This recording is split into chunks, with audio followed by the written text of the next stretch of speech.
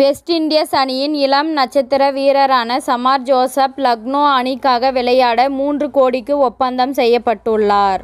West Indies அணியை மீண்டும் பார்க்க வைத்த வீரர்களில் முக்கியமானவர் சமார் ஜோசப்.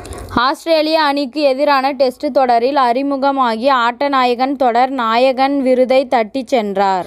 ஆஸ்திரேலியாவின் கோட்டையான கபா மைதானத்தில் வைத்து ஒற்றை ஆளாக வீழ்த்தி காட்டினார் சமார் ஜோசப். காலில் ஏற்பட்ட காயத்தை பற்றி கொஞ்சமும் யோசிக்காமல் தொடர்ச்சியாக 10 ஓவர்கள் அதிகமாக வீசி 68 ரன்கள் விட்டு கொடுத்து 7 விக்கெட்டுகளை கைப்பற்றினார். வெஸ்ட் இண்டீஸ் அணியின் வெற்றியை பார்த்து ஆஸ்திரேலிய வீரர்களே மிரண்டு போய் பாராட்டினர். உலகமே கொண்டாடும் பேட் கமின்ஸ் சமார் ஜோசப்பிடம் ஜெர்சியில் கையெழுத்து பெற்றுக்கொண்டனர்.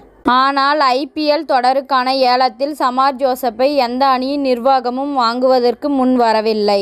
ஆனால் ஆஸ்திரேலியா மண்ணில் காட்டிய ஆக்ரோஷத்தை பார்த்த பின் தென்னாப்பிரிக்கா முன்னாள் அனலிஸ்டான பிரசன்னாவிடம் 3 அணிகள் தொடர்பு கொண்டு பேசினார்கள். அப்போது நிச்சயம் சமார் ஜோசப் IPL தொடரில் சிறந்த அணியுடன் இணைவார் என்று கூறியிருந்தனர். இதனால் CSK, கொல்கத்தா அல்லது RCB அணிகளால் சமார் ஜோசப் ஒப்பந்தம் செய்யப்படுவார் என்று எதிர்பார்க்கப்பட்டது.